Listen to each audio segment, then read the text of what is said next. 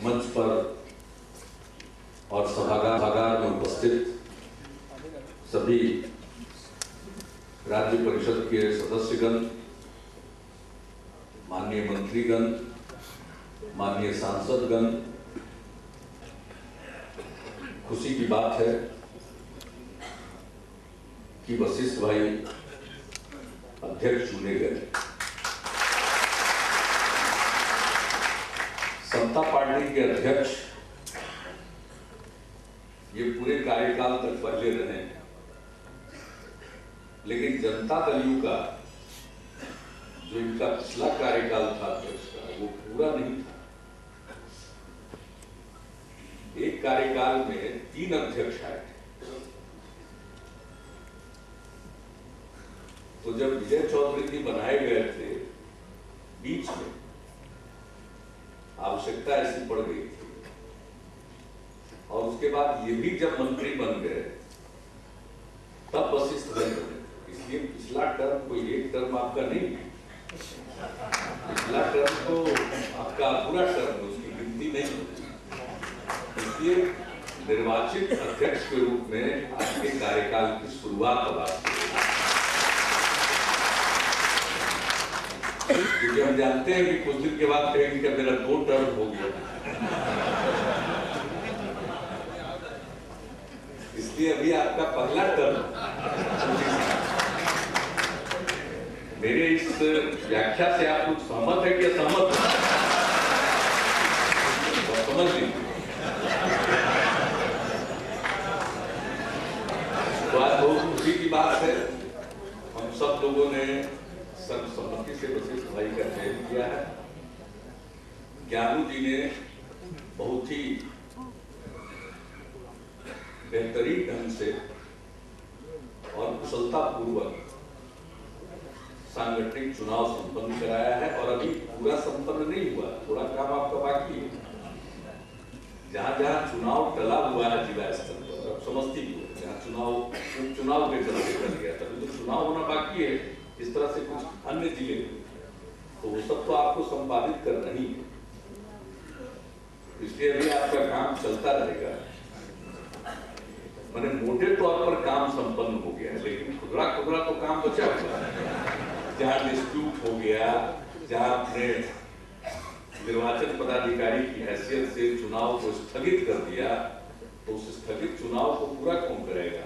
कराना है। इसमें आपको अपने सिर्फ बचे हुए कर्तव्य की याद दिलाए, और तो वो भी काम समय के अंदर आप कर लें, बहुत अच्छा रहेगा। और वशिष्ठ भाई के कुशल मार्गदर्शन में ये सब काम जरूर संपन्न हो जाएगा।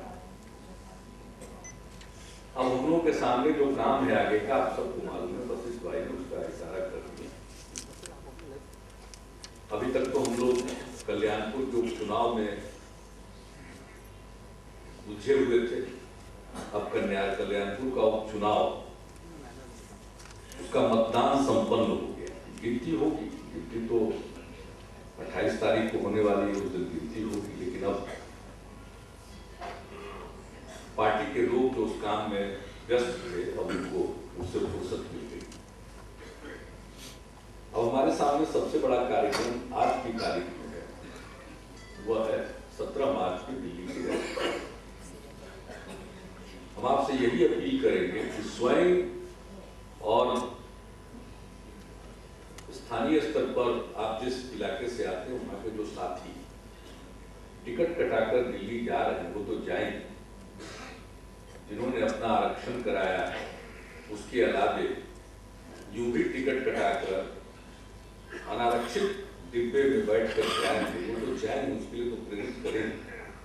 लेकिन हमारे बिहार के लाखों लोग वहां रहते हैं।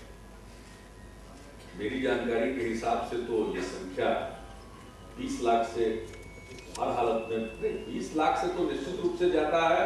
ये विवाद हो सकता है कि 25 लाख है कि 30 लाख है कि 35 लाख, लेकिन हम न्यूनतम लेकर चलते हैं तो 20 लाख से तो ज्यादा लोग बिहार के वहां रहते हैं।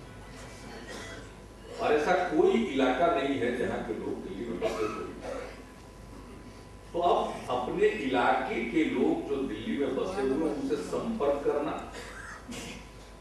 किसी भी माध्यम से हो, और रूप से वहां जाकर उन सब लोगों से संपर्क करना और उनको संगठित करना, प्रेरित करना और फिर संगठित करना कि समय पर 17 मार्च को रामलीला मैदान में उपस्थित हो जाए। और ये काम अभी से ही करना पड़ेगा। हमने विधायक दल की भी बैठक, जनता दल विधानमंडल दल की बैठक फिर परसों 27 को बुलाई। आज तो एनडीए विधानमंडल दल की बैठक है, संयुक्त बैठक है, और उसमें भी हम इस विषय पर चर्चा करेंगे। तो आज से अब आपके सामने सबसे बड़ा काम दिल्ली की रैली को सफल, और जिस प्रकार से पटना की रैली को आपने सफल बनाया, शानदार बनाया। हम लोग तो कभी आज तक संख्या के बारे में कुछ बोलते ही नहीं थे, और कितनी बाधा उत्पन्न की गई। अधिकार यात्रा पर जब हम निकले, जिले जिले में अधिकार सम्मेलन के कार्यक्रम के साथ, तो कितनी बाधा थी कि आप सब जानते हैं। मुद्दे में इतनी ताकत होती है कि उससे घबरा कर, विचलित होकर लोगों ने बहुत अवरोध पैदा करने की कोशिश की, लेकिन हम टिके नहीं।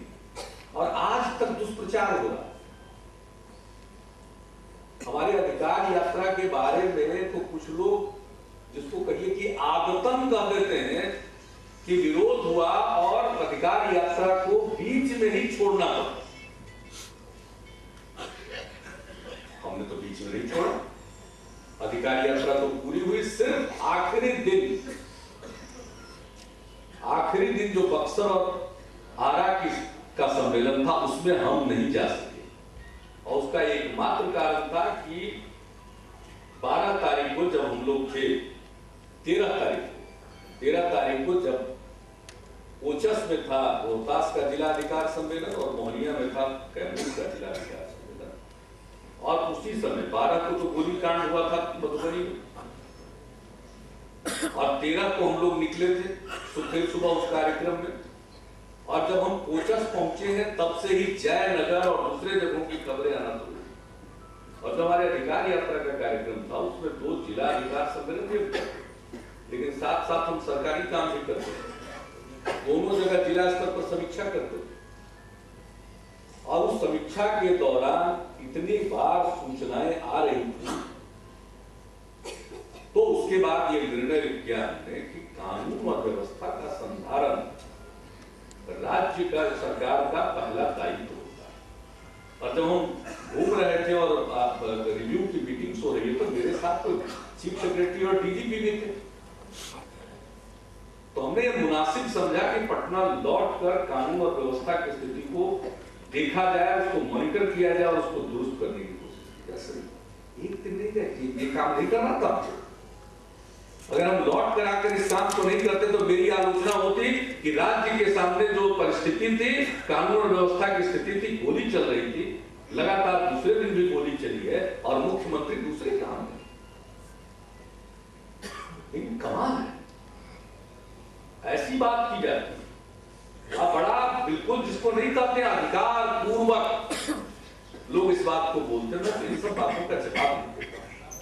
लेकिन अगर पार्टी की मीटिंग है तो इस बात का कहना, उल्लेख कर देना मैंने जरूरी समझा। जिसको जो मर्जी में आता है,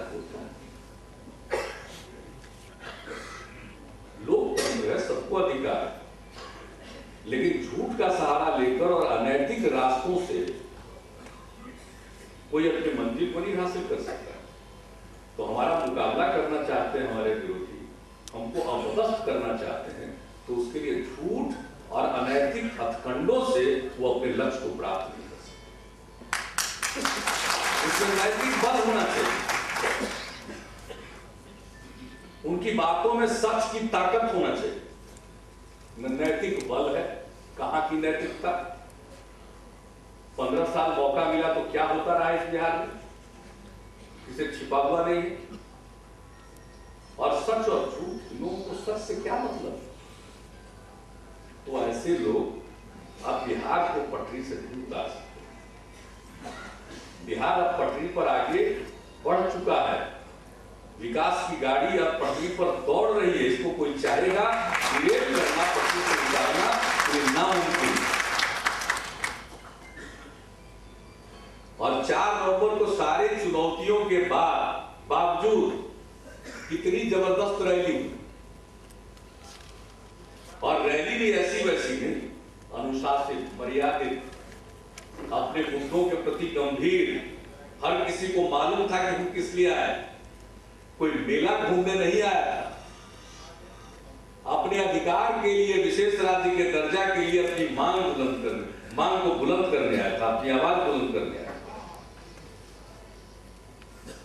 और किस प्रकार से आए, बहुत लोग घबराए हुए थे कि पटना शहर का क्या होगा। कोई कहता था अस्त व्यस्त हो जाएगा, कोई कहता था कि साहब इतना गंदा कर देगा, और कुछ नहीं हुआ। अंत तक ये विरोधी लोगों ने क्या क्या प्रचार किया, मुहामुही प्रचार किया। कहा गांधी मैदान में बम पटकाएगा, क्या क्या नहीं दुष्प्रचार और अफवाह फैलाया गया इस पटना शहर में। और लाखों लोग आए, समय पर एकत्रित हुए। और दूसरी मर्यादा देखिए, हम लोगों ने कहा 11 बजे तो शुरू, और 2 बजे तक, तो 2:05 में 10 मिनट में खत्म, और उसके बाद लोग लौटे। कहीं किसी को परेशानी नहीं। और उस रैली ने कुछ बेंचमार्क जिसको कहते हैं वो तय कर दिया। उसको प्राप्त करना किसके लिए संभव हो पाएगा, ये तो वक्त बताएगा।